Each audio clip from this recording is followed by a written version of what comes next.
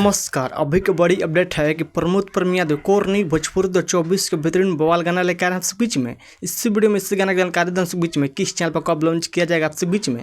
उससे पहले बता दें, जो भले चैनल सब्सक्राइब नहीं किया है तो प्लीज़ चैनल सब्सक्राइब कर लीजिए। सबसे पहले ऐसा भोजपुरी लेटेस्ट अपडेट जानकारी जानने के लिए शुरू से अंत तक इस वीडियो में बीच में चैनल पर जानकारी मिल जाए करेगा।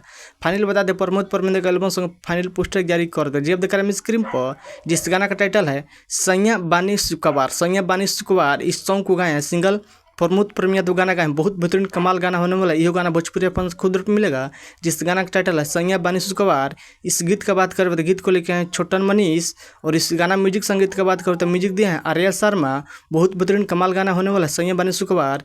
इस गाना का फुल वीडियो संग टाइम बीच में आ गया है, यानी कि कल सुबह 12 तारीख को सुबह 6:30 पर स्वीट भोजपुरी यूट्यूब चैनल पर देखने सुनने को मिलेगा। गाना सुनिएगा, बेहतरीन बवाल गाना होने वाला है। कल एक बार गाना सुनिएगा, बहुत बेहतरीन जबरदस्त गाना, और जितने कम नहीं है।